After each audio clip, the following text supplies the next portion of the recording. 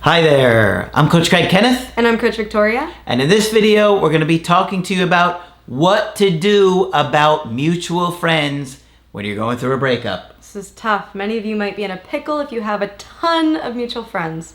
Before we do get into it, I did want to say that Craig and I are available for coaching sessions. Yep. So if you would like to talk about your situation one-on-one with one of us, you can head to the website and book from there. Yep, very simple to do, and we'll be happy to help you through it. Mm-hmm. When it comes to mutual friends, trust no one. It's tough. It's tough because everyone talks. You know, a lot of times in these groups and circles, there's people who are closer to one another than others. There's little pockets of people who talk, so you have to be really aware of what you're saying to who. Yeah, you got to be really, really careful. We're going to talk about this because mutual friends can really mess up your breakup. I've talked about the Applebee's situation for me before, where we had a mutual friend that I really trusted, that I thought I was getting accurate information from, but she had an agenda. She had feelings for me, and I didn't know it at the time. And this girl would lie. She would make up stories. She had faked, I think she had faked cancer before, or a pregnancy, one of the two or both. That's how shady she was. And so when I talked to the Applebee's girl and I brought up stuff she had said, she's like, why would you trust her? You know. And she immediately brought up some of the shady things that she did. But I didn't think she would do that with me. I had seen her do it with some other people, but I was really surprised. So you got to be really careful. Okay, you think people might have your best interest, but maybe they say something, maybe they all of a sudden slip something out by accident. You got to be careful with your friends and who you trust. Okay? Right, and sometimes it can be like the telephone game. You say one thing to someone in good faith, they talk to someone else, and by the time it gets to your ex, it's something totally different. Well, yeah. And a lot of times your ex will just be angry that you're talking about the breakup to other people. Even though you want to get it off your chest, they're going to be like, why are you talking about this with everybody? Now I can't trust you. You're like, oh no, it wasn't worth it. Another difficult situation is when all of your friends are also their friends, when you have overlapping support systems, and sometimes, overlapping to the point where you don't really have your own friends. Maybe you met your ex in a group or in a hobby or a community, and that's your circle, that's your people. Yeah. So that can be really tough too, because you might feel like, well, if I can't talk to them, then who do I turn to? You might feel like you have nobody to talk to. Talk to your cat. And even then. You can't trust a cat. So sometimes it can get really challenging when all of your friends are intertwined. Absolutely. And the first thing that you want to be aware of is not to use your friends intentionally to spread information, if we haven't covered that enough already. And sometimes there can be friends that are overly invested in your relationship, that they themselves are very nosy.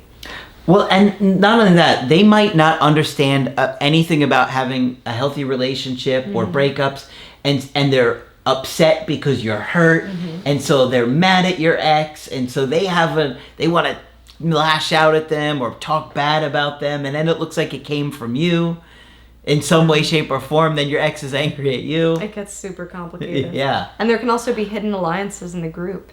You could be talking to someone thinking that you can confide in them, but really then their sides, really they're on your ex's side, and it becomes this whole big mess. It gets very complicated when the relationship and the breakup starts to become more public. Now, this does depend on how many friends in this group there are. If it's just one friend, then it's not as messy as an entire community of people. Yep. And I've seen it, especially in the dance community, where separations happen and people get involved. It gets blown out of proportion and turns into something that it might have not originally been. Yep. So. Yeah, it can spiral real quick is what we're trying to tell you. Right. So you have to really be careful about what you reveal to who, because it could do some damage and hurt your chances to get your ex back. Sometimes there are people in that group that love to gossip. They love that chisme. They need to hear it. They don't have enough going on in their own life, so they like to stir the pot. Right. And they may be your friends. They may be people who are a part of your life, but they might not be as involved in the relationship stuff that it's okay for them. You know, they don't feel super involved. It's okay for them to talk about. Now, of course, that is a grimy feeling. You don't want your friends to be talking behind your back. It is hard when then the friend group starts to be bigger. Maybe there's friends of friends, maybe there's acquaintances. So just keep that all in mind. And a good way to avoid this is to avoid revealing too much personal information to certain people. Yeah. Now, this is difficult because on the same token, if these are your friends, you want to be able to have a support system. Maybe there's people in the group who you are closer to. Ideally, if you have friends that are not involved in this situation or that aren't mutual friends, that are just your friends, you can, try to build up that relationship to be able to confide in them, vent to them. They're not always going to give the best advice, but I do think it's important to be able to vent out some of your frustration, have somebody to talk to. Yep. So be very mindful and intentional with who you select to reveal certain bits of information to. And what you tell them is equally as important. Right. On the other side, you do have a right to be able to spend time with your friends. We're not saying avoid your friends at all cost. For some of you, choosing to distance yourself might be the option that you go with. But for others, being able to spend time in a group might be something that actually helps you through the breakup. Yeah. It might actually, give you some quality time with them, take your mind off of the breakup. If your ex is there or invited, that could be a whole other issue. Yeah. So be mindful of that too. Yeah. Depending on the friend group, people like to get involved. Oh yeah, yeah. So they might, might have friends who are inviting your ex to the same events that you're going to. Yep. So be mindful of that. I could see why some of you would want to intentionally distance yourself, and that might be helpful in the beginning. Yeah. I just had a call last week with a guy who's trying to get back with this girl, and they have a friend group, and so he saw her at a bar recently, and they were talking a bit, and he's got to be careful because other people are trying to get involved. They're trying to say little things here or there, and I'm like, keep them out of it the best that you can, because it's going to cause some chaos. They're going to be opinionated. People are going to argue. People are going to take sides. And then it's just going to hurt your chances. Yeah, you really have to start using your discernment. Is this someone I can trust? Should I continue being involved in this group or not? These are all questions to ask when you are in a situation with mutual friends.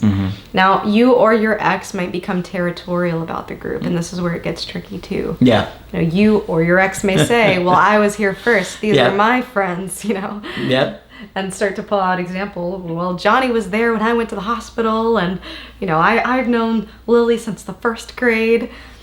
I saw this in the stand-up comedy community with one of the comics, or two of the comics were dating, and the guy comic was like, "Well, I've been in this community longer, and you live a few hours away, and now she moved to our area, and all kinds of drama, people taking sides." Yeah. Oh, and then So you hear it. You want to try to be as mature as possible in these situations. We don't want to use people as props during the breakup to use against each other. We're not forming teams or, armies of people to fight against each other. So try to deal with this as maturely as possible. If you find that your ex is getting territorial, that might be a sign to step back for some time. Yeah. If you find that you are territorial, it might be time to grow your support system. It might be time to branch out a little bit and see if you can start to build others in your community, others around you, others online even. Yeah. People that you can, start to confide in. Yep. So that can be something that's important. And rebuilding. At least until things calm down a bit. You see this a lot with churches and gyms. Yes. Dance community. The churches and gyms are probably the two that I hear the most often. Yeah. Yeah. You have those friends in the church and in the gym. Sports clubs. Yep. Tennis. Pickleball, all those types of things. So I had a pickleball one actually just today. Pickleball is popular. Yeah, it's picking up. Yeah, it looks like fun. Yeah, I've never done it. No, it's kind of like tennis with almost like a little wiffle ball kind of, right? You know what I mean? Yeah. It's fun though. Yeah, I've only played it a couple times. You pickleball crew. Be mindful of that. I was on vacation and they had a little pickleball court in the backyard. Oh, really? Yeah, so I was like, I want to try it. I've heard it's fun. I see. Was there any ex drama while you were there? No extra drama. But rebuilding a community is really important. I can't stress enough how much support system makes a difference when you're going through a breakup. You need to have people that you can rely on. You need to have people that you can talk to. And if you don't, this is really where mental health professionals can step in. Yeah. Being able to find someone professional that you can talk to. A lot of times they are skilled and trained to be able to help you build these kind of communities, to be able to help you with social skills, with being able to be vulnerable, with having these conversations and trusting others. So this can be a huge step in your healing. It might mean reconnecting with older communities. It might be reconnecting with old friends, maybe people you haven't talked to in a while. That happens a lot. Or even abandoned because of the relationship. Yes. So keep an open mind. Oh, look at who's back. You were too busy for me when you were in that relationship. Now you're back, huh? Right. For some of you, family may or may not be helpful, so keep that in mind too. Yeah. Some of you really do trust your family members. They're there for you. Some of you live with them, and they see you going through the grief that you're going through. Yep. So they can be a support, but if you notice, man, family isn't really helpful here, they just keep telling me to move on, or they try to keep suggesting other potential suitors. Yeah, they're angry, or they want to contact your ex, things like that. Yeah. So there's a lot that can happen in situations like this. Be careful, because you don't want it to come back and hurt your chances of reattracting somebody because of all the drama that played out with a whole bunch of other people getting involved in your business. Right. And a lot of times these friendships are meaningful to you too. So there could be a fear of, man, now that we've broken up, have I also lost my friend circle? Give it time, use your discernment, see if this is a situation that you need to step out from for a period of time. See if you can build your supports from other areas and keep on. All right. So hopefully this one's been helpful to you. And of course, if you want to get our help personally, you can do that on my website, askcraig.net. I do email coaching and I do Skype. Coach Victoria is also available for Skype coaching. I'm here whenever you'd like to chat. Just click on her name at the top of the website to schedule with her. But that's it for this video. I'm Coach Craig Kenneth. And I'm Coach Victoria. And we will talk with you soon.